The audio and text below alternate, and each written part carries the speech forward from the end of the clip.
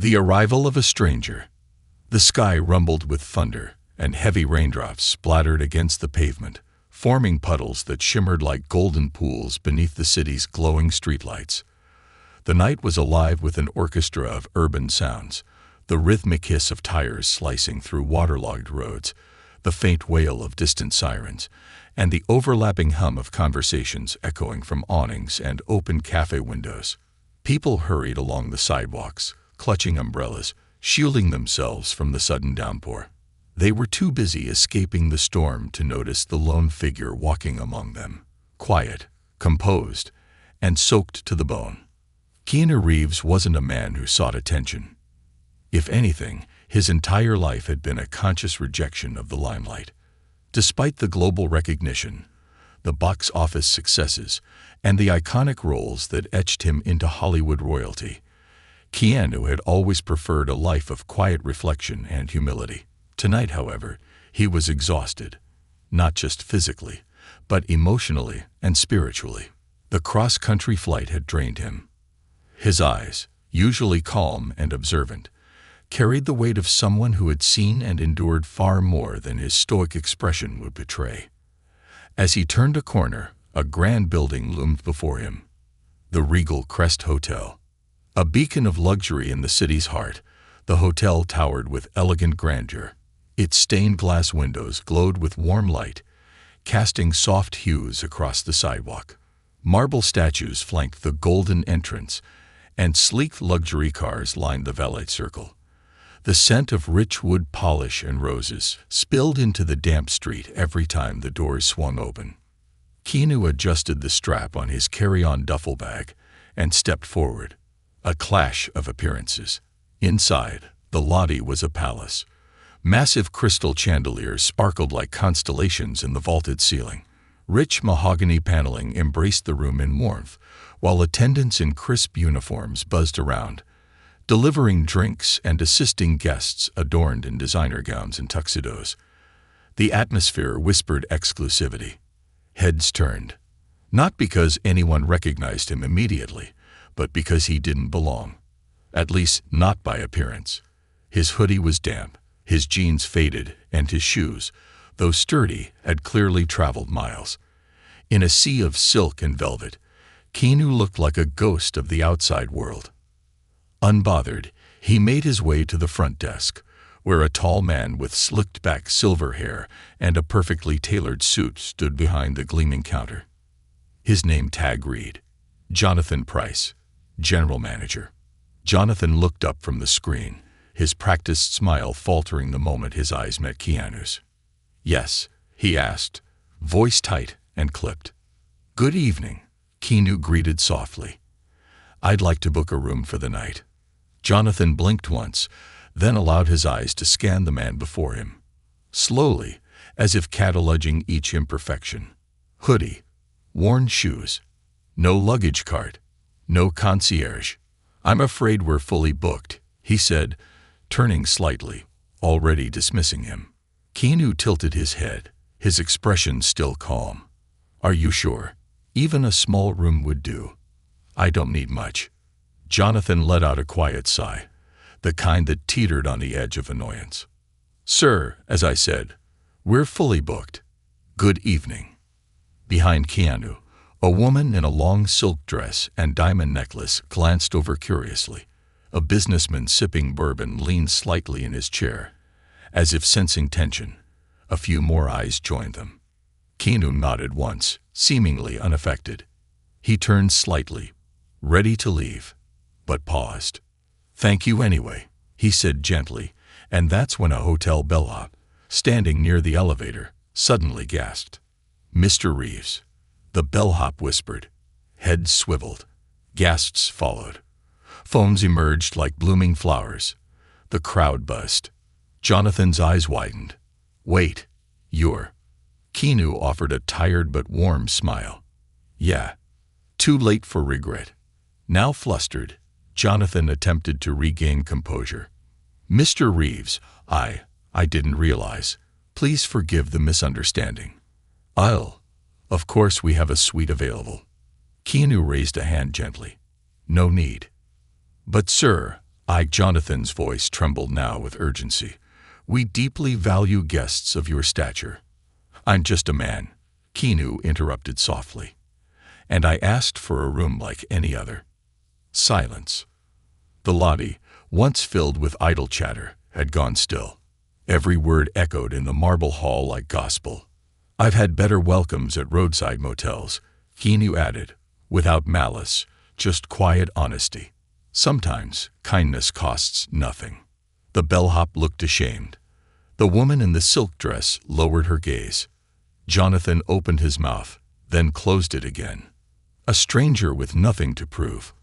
Keanu turned and walked out into the rain, which now fell in soft sheets. No umbrella, no entourage, just a man with a bag and a story no one knew. The city embraced him, indifferent yet oddly comforting. He didn't need luxury. He never had. But what he did seek, and always valued, was kindness. The kind that isn't offered because of fame, but because of humanity. As he walked away, a taxi slowed beside him. The driver, an older man with a gentle face, rolled down the window. "You need a ride, buddy." Keanu smiled. "Yeah, that'd be great." The driver reached across, unlocking the passenger door. "Hop in. Storm's nasty tonight." Keanu slid into the seat and shut the door behind him. "Thanks," he said, wiping rain from his brow. "No problem. You look familiar," the driver said, squinting through the mirror. "You an actor or something?" Keanu chuckled softly. "Something like that." A night of small wonders. The taxi drove through the city's soaked veins, past glowing diners and shuttered shops, under bridges and past alleys teeming with life. Keanu leaned back, watching the city through fogged windows.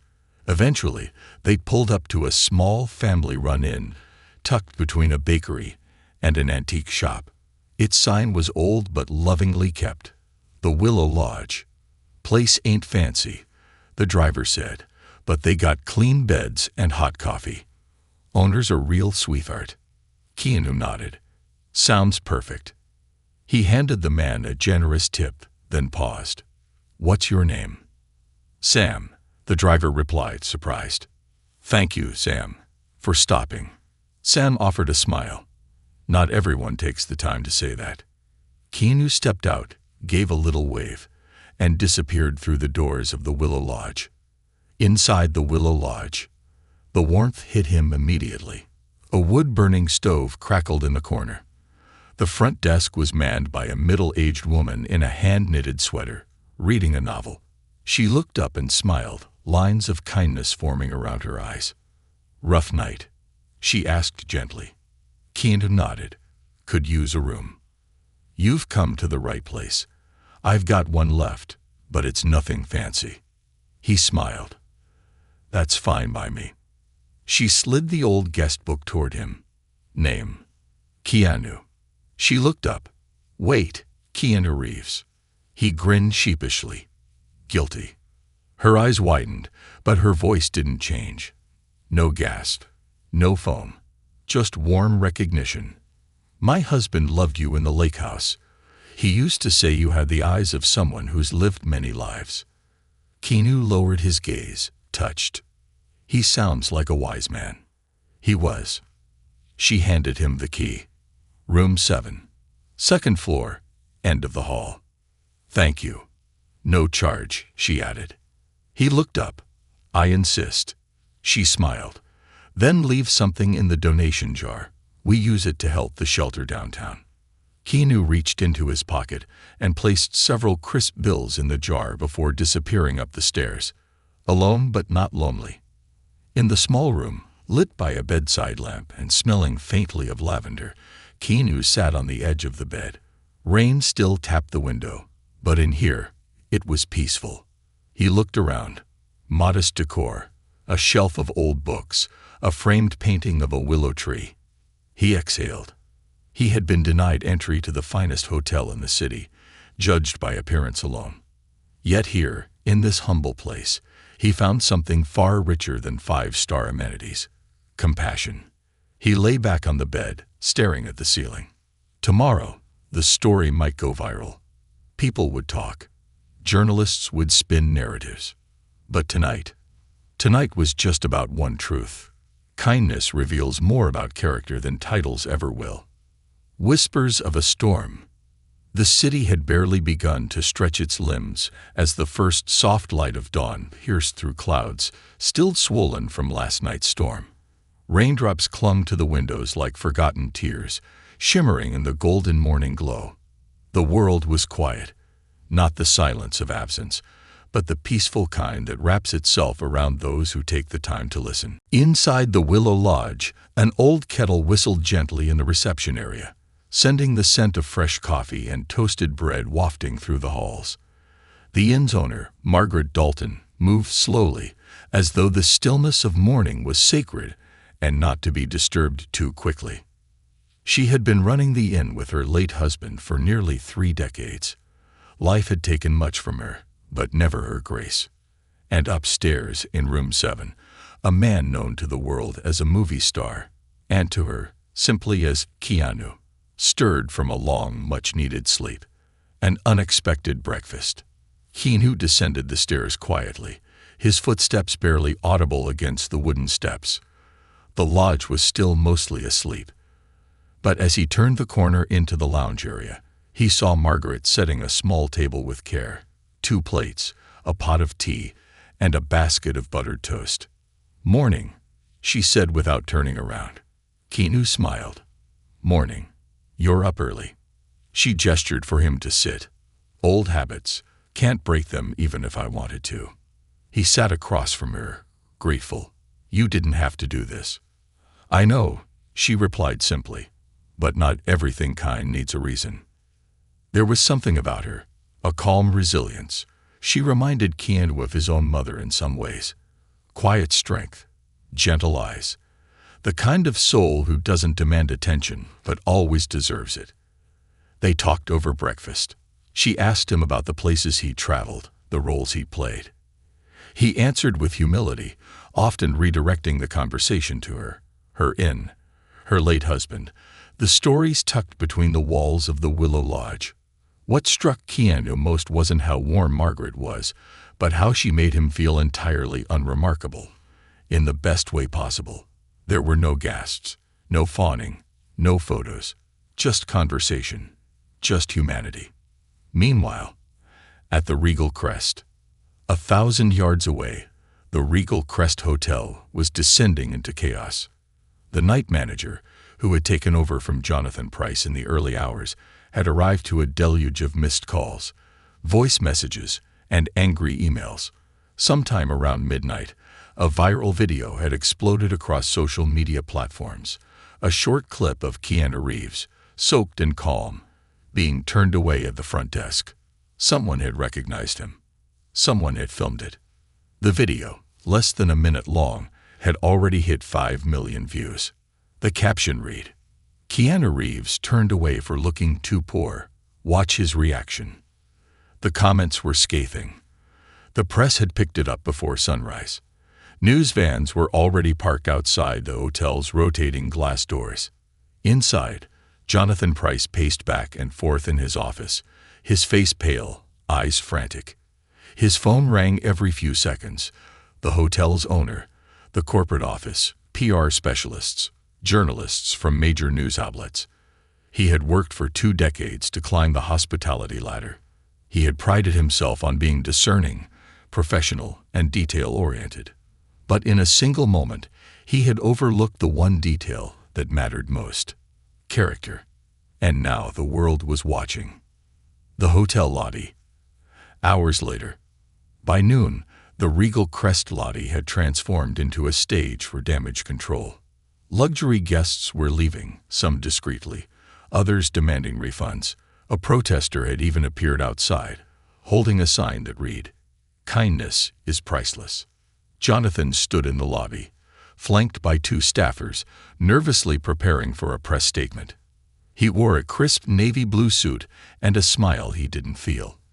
As the cameras clicked and lights flashed, he began his speech. "We sincerely regret the events that transpired last night. The Regal Crest prides itself on excellence, discretion, and most of all, hospitality. Mr. Reeves was not recognized at the time, and we apologize unreservedly for the misunderstanding. He continued, peppering his voice with apologies and corporate jargon. But the public had already made up its mind. Behind the velvet curtains of reputation, authenticity speaks loudest. Back at the Willow Lodge, Keanu sat outside on the front porch, a mug of herbal tea in his hand. The storm had left the world rinsed and new. Birds chirped cautiously from rooftops. The street below was quiet, except for the occasional passerby. Margaret joined him with a folded blanket in her arms. "You're the talk of the country this morning," she said, handing him a newspaper. Keanu sighed. "I figured." She studied his face. "You don't like the attention." "I never have," he replied. "Fame's just noise. People think it changes you, but it really only changes the way people treat you." Margaret nodded slowly, the truth of his words settling between them. He looked up from the paper. "You're in. It's peaceful. You've built something special here." She smiled. "We built it, my husband and I." He believed a person should never be judged by their shoes, only by their steps. Keanu's eyes softened. He pulled something from his bag, a folded, slightly worn envelope. Inside was a handwritten check. "Use this for your donation jar," he said. Margaret unfolded the check and gasped. It was enough to run the lodge for a full year and fund the downtown shelter she'd been quietly supporting for 2 decades. Her eyes welled. "Keanu, I can't accept this." "You can," he said gently. "And you should. You showed me what hospitality really means." She hesitated, then embraced him with the kind of hug that feels like home. A gesture felt around the world. By afternoon, news broke that Keanu Reeves had not only declined to return to the Regal Crest for a free week-long stay and public apology, but had also quietly donated a 6-figure sum to local homeless shelters, including the very one Margaret supported. The story took on a new life. Headlines exploded. Keanu turns away corporate apology. Chooses small inn over luxury hotel. A lesson in humility. Keanu chooses kindness over comfort. Hotel learns that character trumps class. But Keanu didn't issue a statement. He didn't tweet. He didn't show up on talk shows. He just left the Willow Lodge the next day, leaving behind only a thank you note and a paperback book in room 7 titled, "The Art of Being Human. A City Reflects." The moment sparked more than conversation. It awakened something deeper, a recognition that in a world obsessed with image, influence, and instant gratification, it was still possible to value empathy, humility, and quiet dignity. The bellhop who had watched the entire scene unfold that night, the young man who first recognized Keanu, requested a transfer. He wanted to volunteer at the shelter on weekends. The woman in the silk dress, she donated her entire wardrobe to a women's center.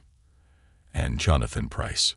He submitted his resignation a week later, but not before issuing a very different kind of statement. "I judged a man not by his presence, but by his presentation. And in doing so, I failed in the very purpose of my profession. This has been my greatest mistake, and my greatest teacher." The ripples begin.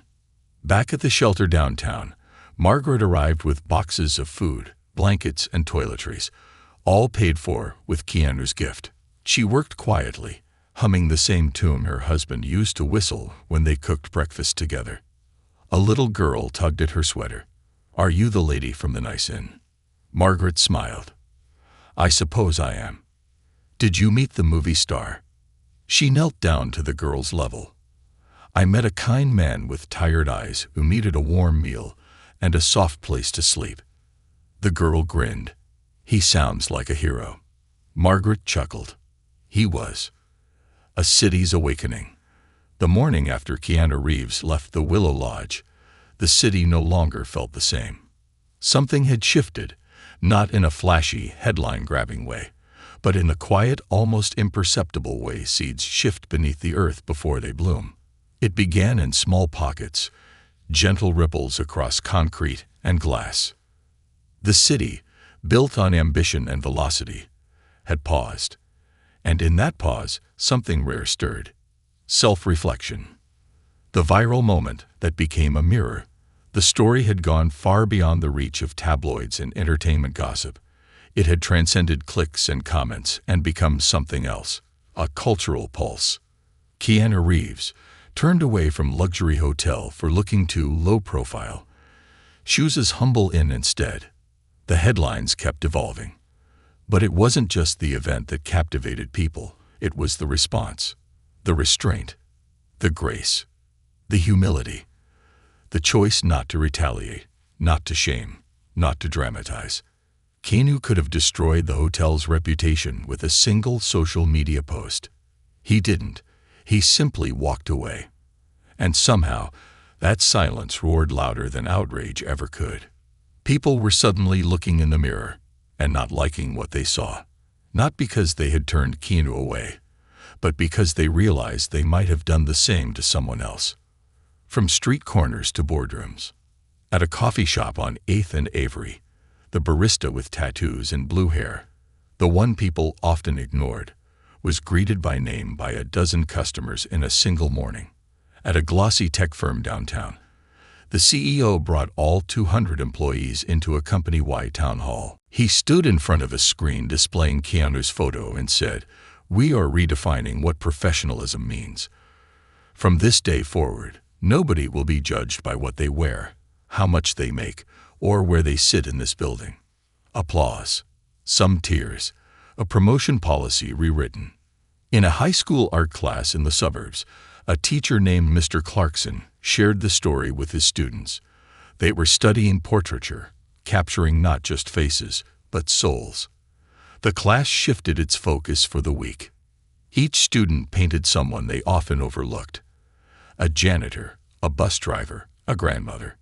Keanu's face, lined with wisdom and weariness, was painted into several works, not as a movie star, but as a symbol of compassion. Meanwhile, Keanu disappeared again. No interviews, no press tours, no social media hints.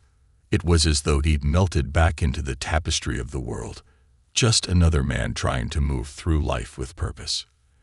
And yet, his fingerprints were everywhere. Back at the Willow Lodge, Margaret received over 3,000 reservation requests in 48 hours. Most were from people who didn't even want to stay. They just wanted to donate, to say thank you, to support the place that had welcomed a stranger when others turned him away. Margaret donated every cent beyond operating costs to shelters, youth programs, and food kitchens. She didn't tell Keanu. She didn't need to. Kindness was the only thank you note worth writing. An encounter on the subway. 1 week later, in a quiet corner of the city's subway system, a man in a beanie and a threadbare coat sat alone on a bench. He was cradling a worn backpack and reading a tattered paperback, The Alchemist by Paulo Coelho. Across from him, a young woman, dressed in designer heels and a high-powered suit, watched him. Not in judgment, in recognition. She'd seen the video. She'd watched the moment Jonathan Pryce waved Keanu Reeves away like a nuisance, and something about this man reminded her of that night. She hesitated, then walked over.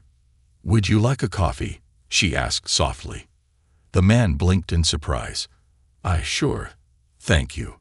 She returned with a large coffee and a blueberry muffin. He took them as though they were gold. She sat down next to him, and for the next 15 minutes, they simply talked. When the train came, she rose and turned to leave. "What's your name?" he asked. "Sarah." "Thank you, Sarah," he said. "Most people don't see me." She smiled. "I do now. A new kind of celebrity." Television shows couldn't stop talking about it. But for once, it wasn't a scandal. It wasn't a leaked photo or a viral prank. It was a story of restraint, grace, a man with the power to shame others, choosing instead to uplift. And that changed something. Suddenly, compassion was trending.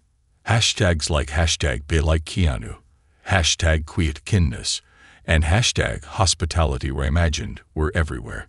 A group of college students started a challenge called the room test, dressing in humble clothing and walking into upscale places just to see how they'd be treated. It sparked tough conversations. It led to apologies. It birthed new policies across businesses and hotels. A five-star chain publicly retrained its entire global staff with a new directive: judge no one, serve everyone. It wasn't about Keanu anymore. It was about who we were and who we wanted to be. Back at the Regal Crest, the once bustling hotel stood quiet. Rooms went unbooked. Investors pulled out. Reviews tanked. The opulence had lost its luster because people had seen what lay beneath. In the same gilded lobby where Keanu was refused service, a new sign was placed: "We are rebuilding. From the inside out. Judgment has no place here, only dignity." It wasn't just a marketing line. The staff had been changed, top down. The bellhop who had recognized Keanu was now the assistant front desk manager. His first order of business: a new dress code for staff and guests alike. Wear what makes you feel like yourself. Keanu's legacy grows in silence. Still, Keanu remained silent. No statement, no appearance. He simply let the story live its own life. And it did. In acts of kindness across grocery lines, hospital waiting rooms, parking lots. In whispers passed between strangers. Did you hear about the hotel that turned away Keanu Reeves? But what they really meant was, we can be better than this. A letter left behind. Margaret opened a letter one quiet afternoon, weeks after Keanu had gone. It was handwritten, folded carefully in a weathered envelope. Dear Margaret, thank you for reminding me that hospitality isn't about chandeliers or thread counts. It's about being seen, being welcomed. You gave me shelter when I was just a tired man in the rain. I won't forget it. Please continue being a light for those who pass through your doors. With gratitude, Keanu. She pressed the letter to her chest. That night, she framed it and hung it in the lobby. Beneath it, a plaque read: "Judge less, welcome more." A city's heartbeat, rewritten. In the weeks that followed, a mural went up on the side of a downtown building. It showed a man in a hoodie standing in the rain, turned away from a towering hotel, but walking toward a small, glowing lodge with open doors. Above him, a quote was painted: "Sometimes the smallest places hold the biggest hearts." It became a meeting place, a photo spot, a reminder. That kindness, offered to one man in a moment of need, had reached millions. The stranger's return. It had been 37 days since the night of the storm. 37 days since Keanu Reeves, wet from rain and worn from travel, had walked into a palace of glass and gold and been turned away. Not for lack of money or room, but because he looked like he didn't belong. The world had changed since then, or maybe it had simply remembered what it meant to be human. The headlines had faded, the social media hashtags had slowed, and yet the impact remained. Like footsteps in wet concrete, those moments had set into permanence. But Keanu, he had disappeared once more, like the final note of a song that still echoes in the chest long after the music ends. That was until he quietly reemerged. Not in Los Angeles, not at an award show or a red carpet, but in a different city entirely, a place no one would think to look. The return to a forgotten street. It was a quiet evening in New Orleans, where jazz floated through the humid air like incense, curling around iron balconies and the scent of gumbo. The streets pulsed with music, laughter, and a kind of magic only old cities remember. Down Chartres Street, away from the crowded bars and party lights, a figure moved through the dusk. Hood up, bag over his shoulder, boots quiet against the cobblestone. Keanu had returned, though not to applause. To memory. There was a reason he chose this city. A street in this very neighborhood had once been home to someone he'd loved, a mentor, a friend, and the only man who'd ever taught him how to survive before Hollywood gave him a stage. His name was Darius Cooper, the man who once saved him. Darius wasn't a star. He wasn't rich. He didn't even have a permanent home half the time. But when Keanu was 19, broken, and drifting, Darius found him sitting on a park bench in the rain, holding a bag of clothes and a borrowed map of Los Angeles. Darius didn't ask for a name. He offered a sandwich, a dry shirt, and a place to crash in his one-room flat above a jazz bar. They stayed up all night talking about movies, loneliness, music, and hope. Kindness is the only thing you can give that grows when you give it away, Darius had said that night. And now, after years of life, loss, and fame, Keanu had come to find him again. But fate had other plans.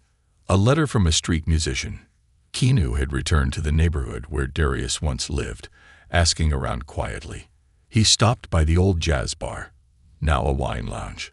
The apartment above was boarded up. The bartender said Darius hadn't been seen in years. That night, as Keanu sat on a bench beneath a flickering street lamp, listening to a young saxophonist playing Coltrane, a voice broke through the haze. "You lookin' for Coop?" Keanu looked up. An old man with milky eyes and dreadlocks tied back with a red ribbon stood near the musician's open case. He reached into his pocket and handed Keanu a folded slip of paper. He told me, if a man ever came looking for him with the eyes of a storm and the quiet of regret, to give him this. Keanu opened the note. In scratchy penmanship it read, "If you're reading this, I'm probably gone. Don't mourn me. Find the others. Give what I gave you. DC." Keanu stared at the words for a long time, the corners of the note fluttering in the breeze. The quiet decision.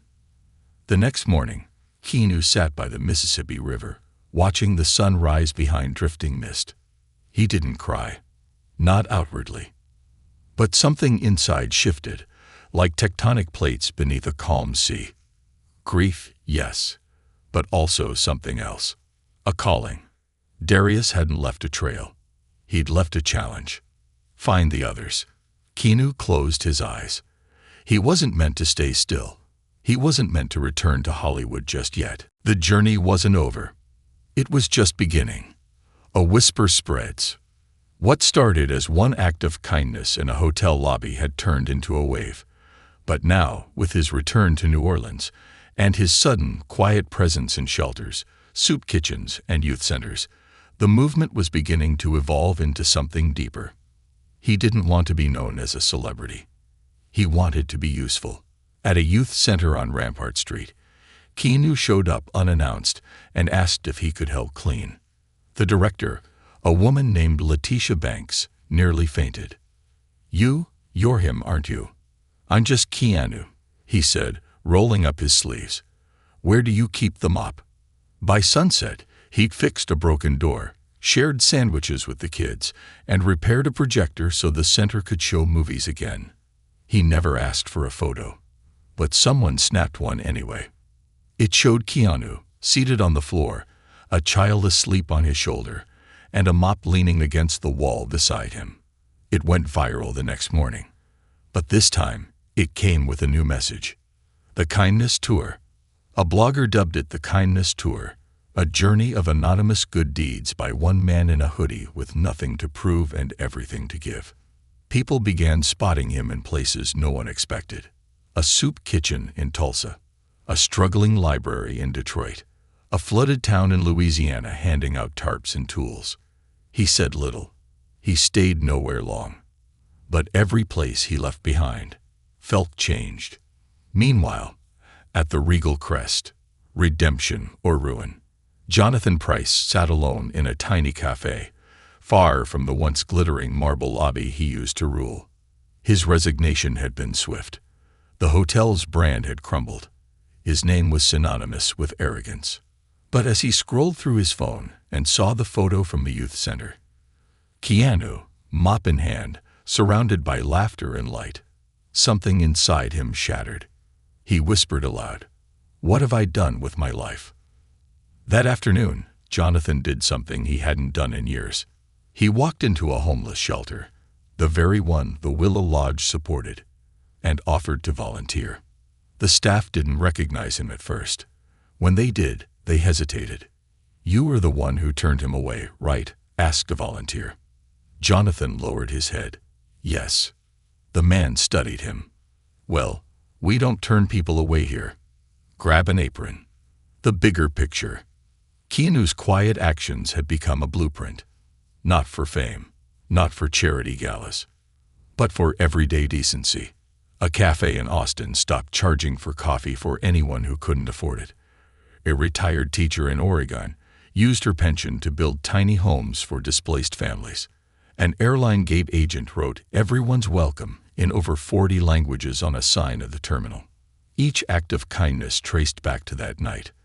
The storm, the hotel, the refusal. A refusal that opened the world's heart. The stranger's return to purpose. On his final night in New Orleans, Keanu sat in the same park where Darius once gave him shelter. A man approached, thin, young, nervous. His name was Louis, and he had nowhere to go. Keanu handed him a sandwich, told him about the Willow Lodge, wrote down Margaret's number. "Tell her Keanu sent you," he said. "She'll know what to do." Louis looked confused. "Why are you helping me?" Keanu smiled, the same smile Darius once gave him. "Because someone once helped me. That's how it works." They sat there under the streetlights, the teacher and the student. And for a moment, the world paused again. The letter that changed everything. Prologue. The envelope. It arrived on a Tuesday. Rain tapped gently on the windows of the Willow Lodge, just as it had the night Keanu first stepped through its doors. Margaret Dalton, the inn's quiet, silver-haired owner, found the envelope tucked between two bills. No return address, no stamp, just her name, handwritten in bold, angular strokes. M. Dalton. There was no fanfare, no courier. It had been slipped through the front door during the early morning hours. She ran her fingers along the edges of the paper. Thick, old, sealed with red wax. The kind you only see in movies or in love letters from a forgotten time. Something in her heart told her this wasn't ordinary. She took it to her desk, lit a single candle, and opened it. What she read would change everything, not just for her, but for Keanu, the city, and a story that had not yet finished writing itself. 1 month earlier, far from New Orleans, and even farther from the headlines, in a weather-beaten cabin in the Colorado Rockies, a man named David Claymore was dying. Once a war correspondent, David had seen the worst humanity could offer: famine, destruction, betrayal, fear. His camera had captured collapsing cities. His pen had carved stories into history. But in his final years, no one came calling.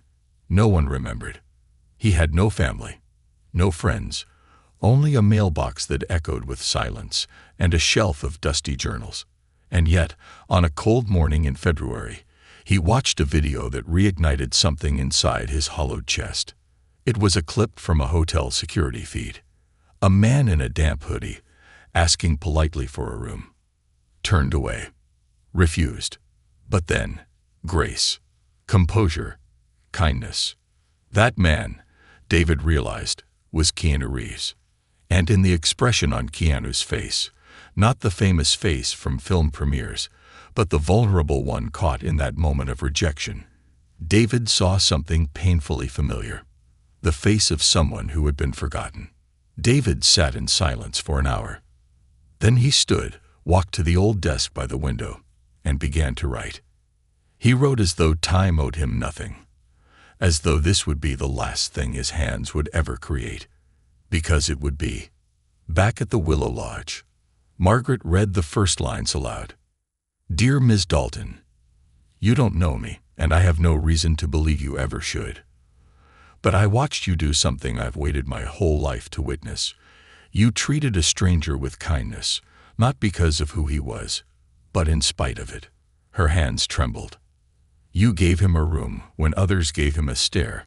You offered him warmth when all the world gave him cold pavement. I saw the moment on a loop, how he asked for so little, and how you gave so much." She paused, her eyes welling. The letter continued. "I have no family left, no riches, no legacy, But I do have one thing. The truth. Years ago, I embedded with a humanitarian convoy in Central America. We were ambushed. Most of my crew died. One man risked everything to get me out. He carried me for miles through jungle terrain, kept me alive with nothing but a flask of water and sheer will. That man was Darius Cooper. Margaret gasped. I never knew where he went after that. We lost touch until I saw your Keanu talking about a man who once gave him shelter, safety, and purpose. I knew immediately it was Darius, the same man who saved me. So here I am, writing my final story, not for a publisher, not for the front page, but for you. I have no heirs, no trusts, but I have land and royalties from books long forgotten. I've drawn up the paperwork. The rights are yours. And through you, they'll pass to Mr. Reeves. Why? Because I believe men like Darius plant seeds they never get to see bloom. And I want this seed to grow. Use it to build something better than hotels with crystal chandeliers. Build homes. Build kindness. My lawyer will be in touch. But by the time you read this, I'll be gone. Don't mourn me. Just pass it on. Yours in gratitude, David Claymore. Shockwaves and reverence. By Thursday morning, Margaret had confirmed the letter's contents with a Colorado attorney. It was all real. A private estate in the Rockies, $1.4 million in remaining royalties from a series of war memoirs published in the 80s, a final note in the will. This is to be placed into the stewardship of Margaret Dalton and Keanu Charles Reeves. The news was staggering. Keanu was unreachable, as usual. Still traveling. Still anonymous. Margaret didn't know what to do next, but something inside her whispered, build. A new mission begins. By the following week, Margaret had restructured her life. She sold part of her land behind the Willow Lodge, hired architects, met with shelter managers, and she began quietly designing something extraordinary. The Darius Project. It wouldn't be a hotel. It wouldn't even be a shelter. It would be a village, a self-sustaining space with small homes, a free health clinic, an open-air garden, and a center for storytelling and skill sharing. A place where anyone, regardless of past, status, or pain, could find a beginning, not an end. And still, no Keanu. He hadn't returned. No word. No message. But Margaret had a feeling he would. And she was right. One morning, as cranes lifted steel into the sky behind the lodge and children ran through wildflowers near the build site, a familiar figure stepped onto the gravel path. Dusty boots, a worn bag, the same old hoodie. Keanu Reeves had returned. Margaret didn't speak at first. She simply opened her arms. He walked into her embrace like a ship finding harbor. We've got work to do. She handed him the letter from David Claymore. He read it slowly, eyes scanning every line twice. When he finished, he stared at the sky for a long moment. I didn't know, he whispered. You weren't supposed to, she said. But now you do. Keanu folded the letter and placed it in his jacket. He turned to the construction site, watched the foundation being poured. What's this going to be? Margaret smiled. A place where no one gets turned away. Keanu looked at her, then nodded, his voice quiet and resolute. Let's build it together. And so they did.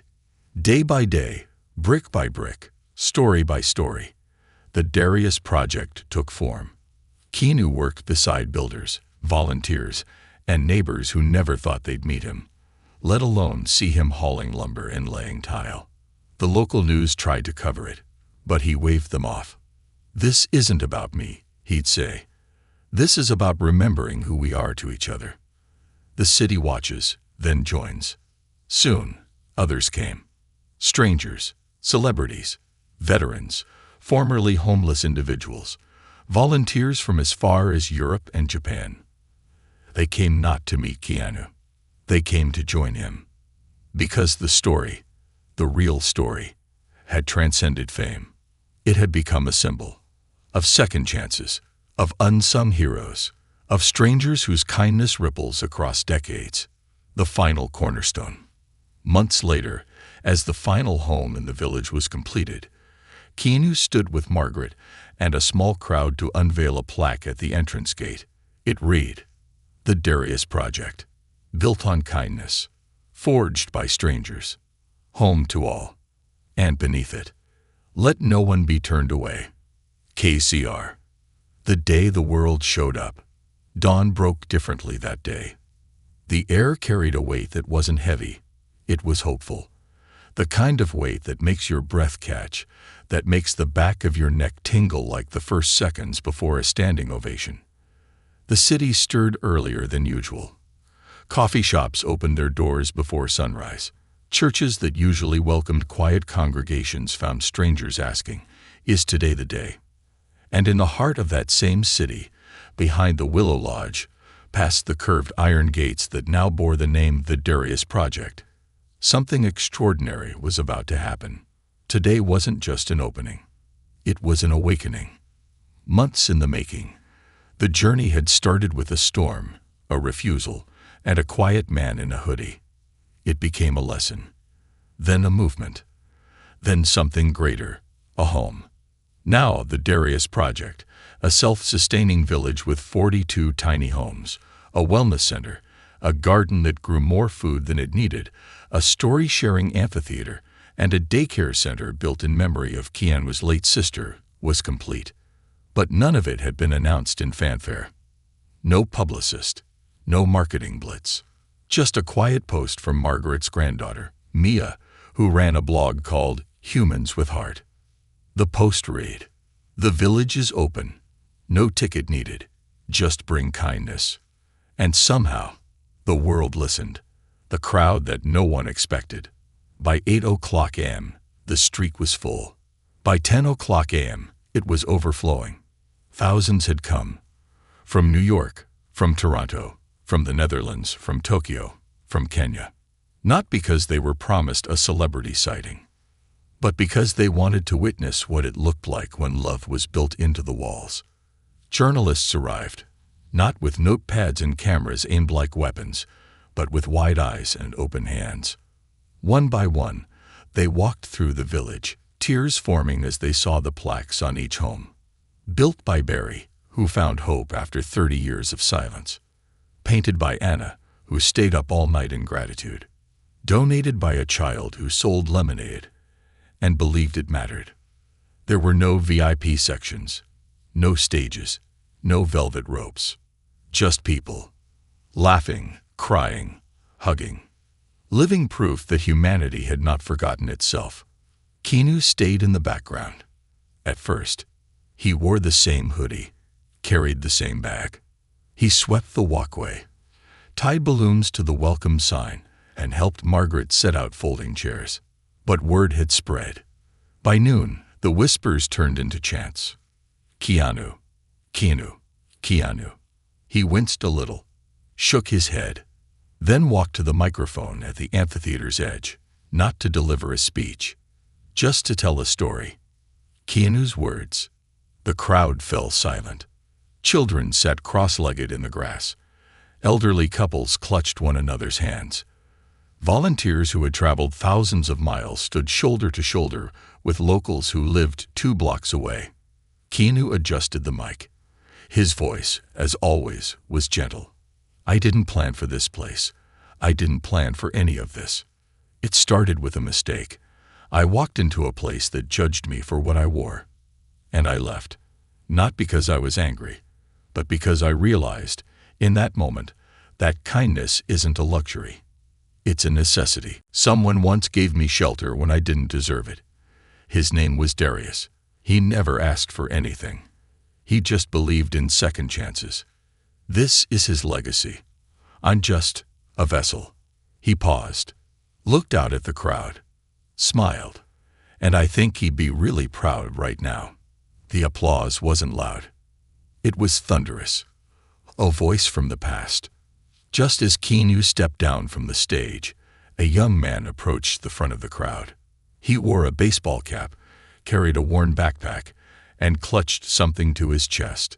"Mr. Reeves," he called, voice cracking. Keanu turned. The boy's hands trembled as he stepped forward and passed him an envelope. Keanu blinked. He recognized the handwriting on the front. He opened the letter and began to read, quietly at first, then aloud. "If you're reading this, then the boy made it to you. His name is Elijah. He's my son. I never told you about him. I didn't tell anyone. Not because I was ashamed, but because I wanted to protect him. He lived with his mother, who kept him far from the streets I wandered.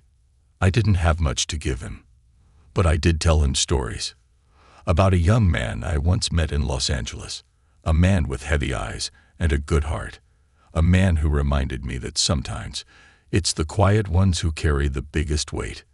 I told him, if anything ever happens to me, find the man named Keanu. He'll know what to do.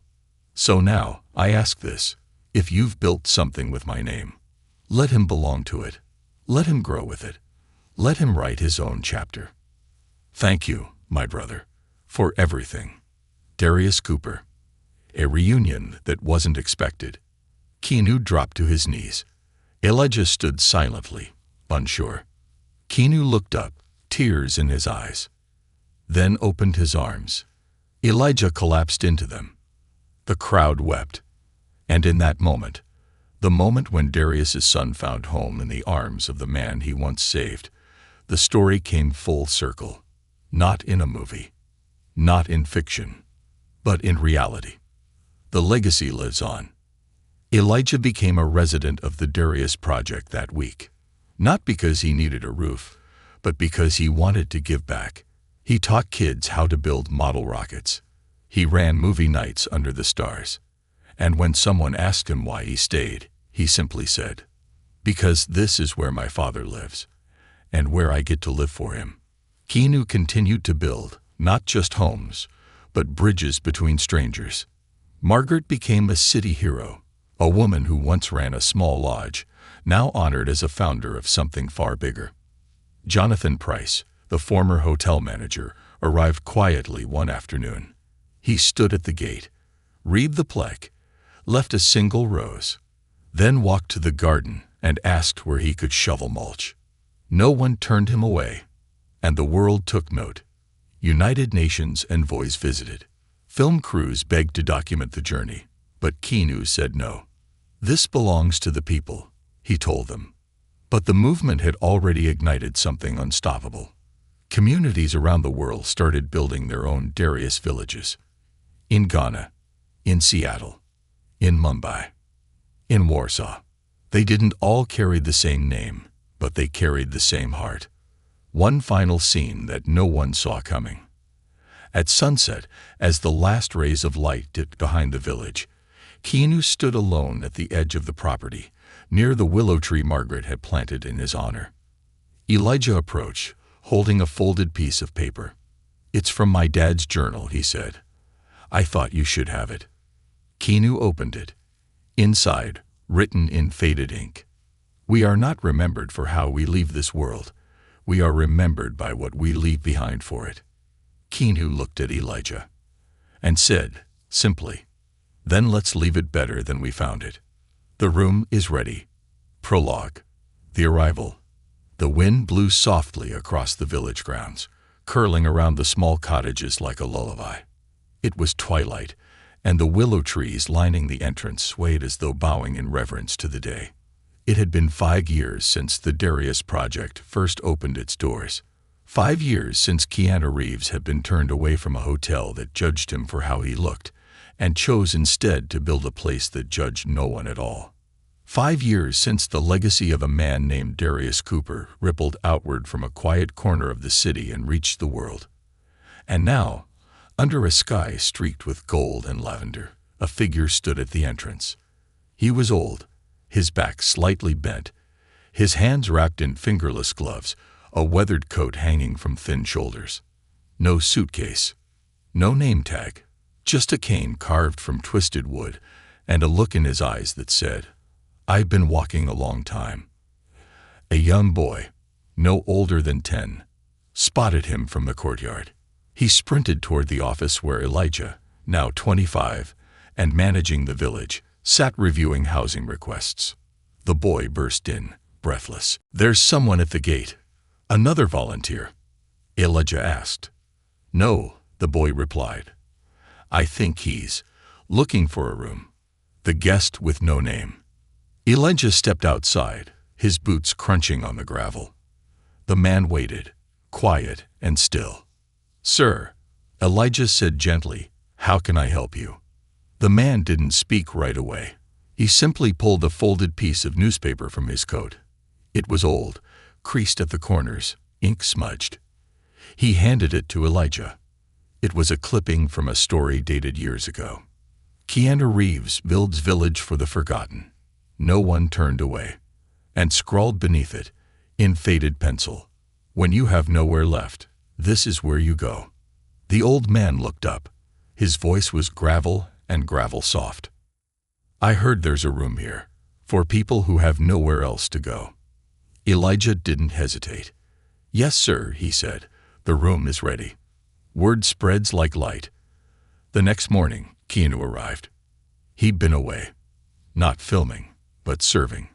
Volunteering in war-torn villages overseas, planting trees in fire-scarred forests, sitting with grieving families who had lost homes to floods. His life was no longer about movies. It was about moments. As he stepped through the gates, the old man was sitting by the community garden, sipping warm tea handed to him by one of the residents. Keanu's pace slowed. There was something about the man's posture, his silence, the way his fingers traced the rim of the cup. Familiar, hauntingly so. He approached slowly. "Welcome," Keanu said softly. The old man turned his head. Their eyes met, and something in Keanu shattered, quietly, deeply, like a mirror cracking beneath memory. Because the man sitting before him was Jonathan Price, the ghost from the lobby. 5 years ago, Jonathan had stood behind a marble desk and dismissed a soaked traveler in worn sneakers, never realizing it was one of the most recognizable faces on the planet. His fall from grace was public, brutal, deserved. But what no one saw was what came after. The years he spent living in shelters, working odd jobs, haunted by his own reflection. The thousands of nights he went to bed whispering the same phrase to himself. "I judged a man not for who he was, but for who he looked like." And now, finally, he had found the place he'd once denied someone else. Keanu sat beside him. Silence hung like a soft curtain between them. Then, Jonathan spoke. "I didn't come for forgiveness." "Then why did you come?" Keanu asked. Jonathan stared at the garden, his voice barely a whisper. "To understand how you became the man I failed to be." The room without a lock. Jonathan was given Cottage 42, the last one built. It had no lock, because at the Darius project, trust was the key. Inside, he found a bed made with care, a window with a view of the courtyard, a small bookshelf filled with poetry and purpose, and on the nightstand, a handwritten note. "Everyone's story matters, even the one that begins at the end. M.D." He didn't cry right away. But that night, as he lay beneath clean sheets and stared at a ceiling that didn't leak, he did. A conversation beneath the willow tree. The next morning, Keanu found Jonathan sitting beneath the willow. "You stayed," Keanu said. "I don't deserve this," Jonathan replied. Keanu smiled gently. "None of us do. That's the point." They talked for hours. About mistakes, regret, the hunger for redemption. And Keanu, always listening more than speaking, said one thing that stayed with Jonathan for the rest of his days. The most powerful room in the world isn't one built from gold or marble. It's the room you open inside your heart, where you finally let yourself forgive the person you used to be. A village that keeps growing. The Darius project expanded, quietly and intentionally. A bakery run by women once living on the streets. A school taught by elders who had once been voiceless. A wellness center where doctors volunteered twice a week, not because they had to, but because they could. Keanu became more than a founder. He became family. And Jonathan, he became the village's unofficial greeter. Every new arrival was welcomed with his warm smile and a handshake that said, "I know where you've been." No one turned him away ever again. The final letter. Years passed. Margaret grew older. Keanu grayer. Elijah stronger. And one spring morning, as the cherry blossoms bloomed across the village path, Margaret passed away peacefully in her sleep. In her will, she left behind one final envelope, addressed to both Keanu and Elijah. It read, "You opened a door to a man once turned away. Now that door is open for the world. You didn't build a village. You built a mirror, one that shows us who we can be when we love without reason. And I think Darius would have liked that." The closing ceremony. On the 10-year anniversary of its founding, the Darius Project held a ceremony. They didn't call it a celebration. They called it a homecoming. The original residents returned. So did Elijah, now a published author, and Jonathan, whose health had begun to fade, but whose heart had never been stronger. Keanu stood beneath the willow tree, where it had all begun. And this time, he spoke not as a celebrity, but as a witness. We don't remember the storm. We remember the shelter. We don't remember the judgment. We remember the embrace. You all built this, and together, we turned one refusal into 1,000 welcomes. A stranger at the gate.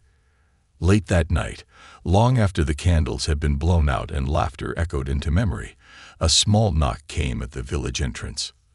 A young woman stood there, soaked from the rain. No luggage, no shoes. A boy from Cottage 4 ran to find Elijah. He came to the gate, eyes soft. "Can I help you?" he asked. The woman nodded, tears in her eyes. "I don't have anywhere else to go." Elijah smiled. "It's okay," he said, holding the gate open wide. "The room is ready."